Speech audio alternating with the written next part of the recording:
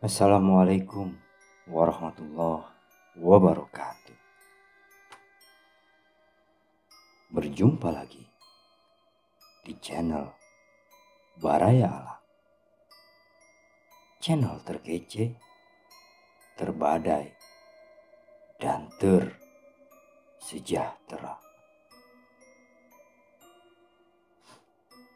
Apa kabar pendengar setiap podcast mistis Indonesia? Tentunya kalian selalu dalam lindungan Allah Subhanahu wa Ta'ala ya. Amin ya Allah. Cerita mistis yang akan saya bacakan kali ini, hantu tukang sate.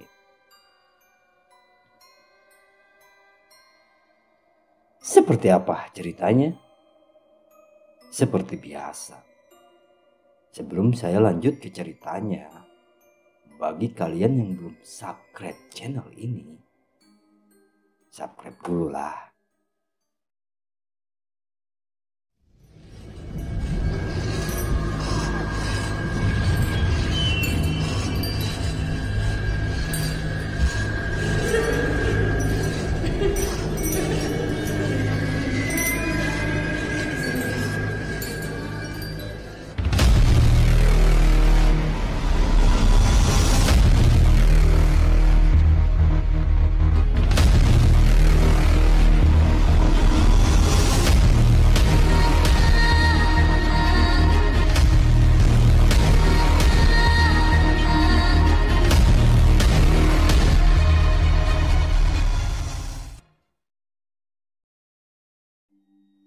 Di gelap malam yang sunyi, tepatnya di malam Jumat Kliwon, aku berjalan sendirian melewati jalanan desa yang sepi. Aku baru saja pulang dari rumah temanku di desa sebelah tepatnya. Aku berjalan santai, menikmati suasana malam yang indah. Tampak bintang-bintang yang bersinar terang di langit malam menggantikan lampu jalanan yang telah mulai padam. Tampak juga pintu rumah warga yang sudah tertutup rapat. Ketika sedang berjalan santai menikmati suasana malam itu, aku melihat dari kejauhan seorang penjual sate keliling sedang duduk di bawah pohon beringin yang besar. Apa yang dilakukan penjual itu ya? Sekarang kan sudah malam banget, gumamku sambil berjalan menuju ke penjual itu. Sesaat kemudian, penjual itu menengok kepadaku sambil tersenyum tipis, membawa sebuah kipas sate. Entah karena langkah kakiku yang keras ataupun hal lainnya, sehingga ia menengok kepadaku. "Mas, monggo pinarak," ujar penjual sate itu. "Iya pak." "Mau beli sate berapa tusuk, mas?" 15 tusuk saja pak." "Iya mas, monggo duduk dulu." Aku pun kemudian segera duduk di sebuah kursi kayu yang sudah disediakan oleh penjual itu. Kursi itu nampak rapuh dan usang. Ketika aku duduk di kursi itu, aku merasakan hal yang aneh. Aku merasakan hal negatif di sekelilingku. Tapi aku tak memperdulikan hal itu. Sesaat kemudian, penjual itu mengambil 15 tusuk sate dan membakarnya di atas tumpukan arang. "Pak, kenapa Bapak masih di sini?" tanyaku mencairkan suasana. "Dagangan saya masih banyak, mas. Tapi sekarang sudah malam loh, Pak. Jalanan juga udah sepi. Iya, mau gimana lagi, Mas? Apa Bapak tidak takut sendirian di sini? Tidak sama sekali, Mas. Sudah terbiasa saya di sini. Di sini juga tempatnya sepi loh, Pak. Saya biasanya jualan di sini, Mas. Udah sering juga ngelihat Memedi. Hah? Memadi? Iya loh, Mas. Nunggu pohon ini. Loh, emangnya pohon ini ada membedinya, Pak? Ada lah, Mas. Emang Bapak pernah lihat?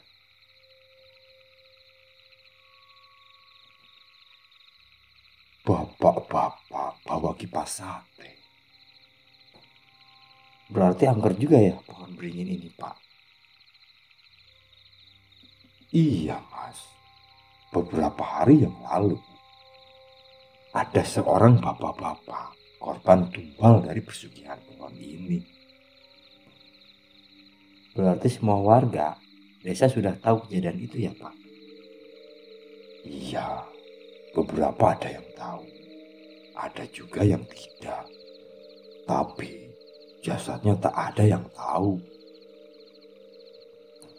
Berarti jasad Bapak itu masih di sekitar pohon ini ya, Pak? Iya, Mas. Bapak-bapak bawa kipas sate itu, emang gimana Pak ciri-cirinya? Bapak juga kan bawa kipas. Lantas, penjual itu terdiam bisu, tanpa sepatah kata pun, seperti tak ingin menjawab pertanyaanku.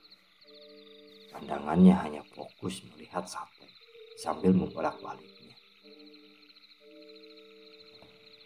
Beberapa menit kemudian, aku mencium bau gosong dari arah penjual itu.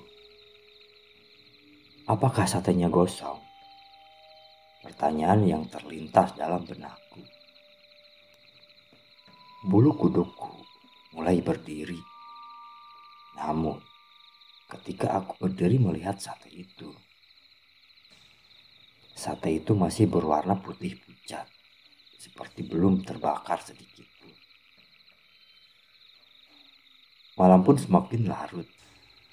Kurang lebih jam sudah menunjukkan pukul 10.00 waktu Indonesia Barat. Aku pun mulai mengantuk. Selang beberapa saat, penjual sate itu memanggilku. Mas, satenya sudah jadi. Ujar penjual itu sambil memberikan sebuah bungkusan hitam kepadaku. Berapa, Pak? 17.000 saja, Mas. Setelah itu, aku segera pergi dari tempat itu. Aroma satenya terasa menarik perhatian hidungku. Aromanya yang enak membuatku ingin memakannya di tempat itu sekarang juga. Namun, hari sudah larut malam. Aku tak bisa berlama-lama di situ. Ketika dalam perjalanan, sate yang ada dalam bungkusan hitam yang kubawa makin lama semakin terasa ringan seperti daun. Di sini aku mulai curiga dengan isi sate itu. Lalu aku pun membukanya. Ketika aku membukanya, aku terkejut bukan main. Ternyata isinya itu bukan sate, melainkan daun-daun kering dan belatung-belatung kecil. Dengan spontan, aku menjatuhkannya. Aku semakin bingung dengan hal itu.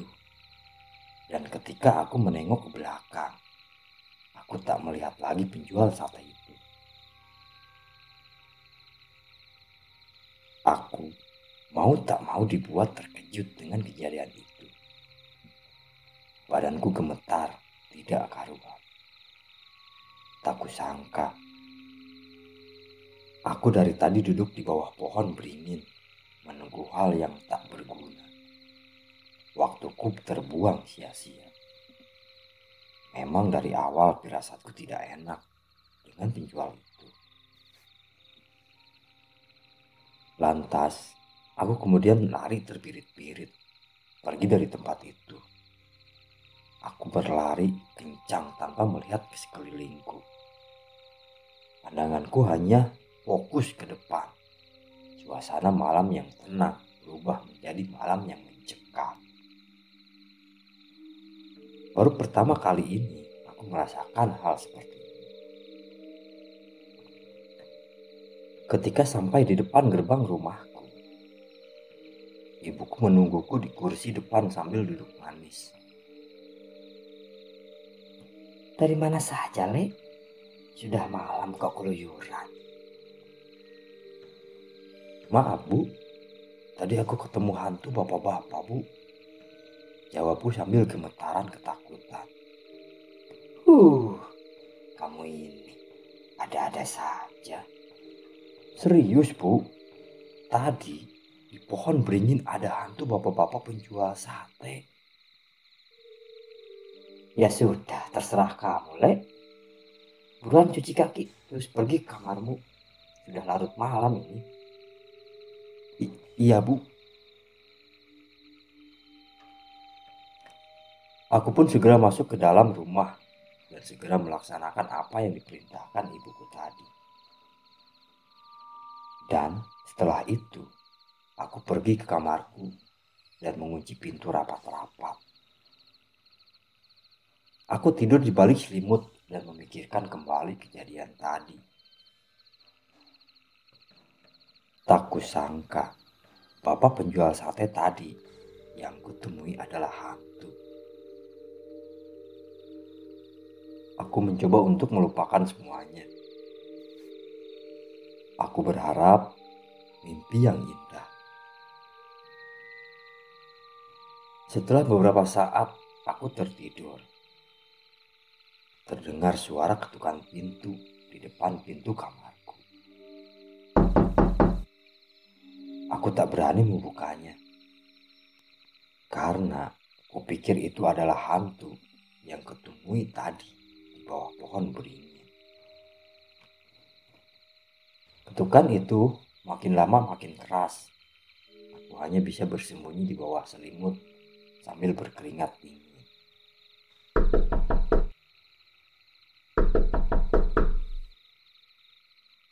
Selang beberapa menit, suara ketukan itu menghilang. Namun, aku merasakan udara di kamarku dingin sekali. Entah bagaimana bisa udara di kamarku dingin. Padahal, kamarku ruangannya tertutup. Namun, ketika aku membuka selimut, sekali lagi aku dibuat terkejut bukan main. Kini, aku berada tepat di bawah pohon beringin yang kutemui tadi. Aku pikir ini adalah mimpi. Tapi, ketika aku mencubit lenganku, itu terasa sakit. Aku semakin dibuat bingung dengan hal itu. Pikiranku campur aduk jadi satu, antara bingung, cemas, dan takut. Aku hanya duduk terdiam. Badanku gemetar tidak karuan. Dari jarak jauh, nampak hantu penjual sate keliling yang kutemui tadi datang menghampiriku sambil membawa kipas sate. Ia berjalan perlahan-lahan sambil tersenyum tipis ke arahku. Matanya merah seperti darah. Semakin dekat hantu itu, semakin berdegup kencang jantungku. Wajah penjual itu penuh luka sayatan. "Apa yang sebenarnya kau inginkan?" tanyaku ketakutan sambil duduk di bawah pohon beringin itu. "Kuburkan jasadku," jawab hantu itu. Maksudnya? "Kuburkan jasadku." "Di mana jasadmu?" kataku sambil ketakutan. Hantu penjual sate keliling itu kemudian diam sambil menuju ke arah pohon beringin yang ada di belakangku. Lantas aku makin bingung dengan hal itu. Ketika aku berkedip, hantu penjual itu hilang dalam sekejap tanpa jejak. Aku kemudian pergi ke arah pohon beringin itu. Dan benar saja, ada sebuah mayat yang ditutupi oleh daun pisang kering. Mataku melotot melihat mayat itu. Sontak aku teriak kaget. "Tolong! Tolong!"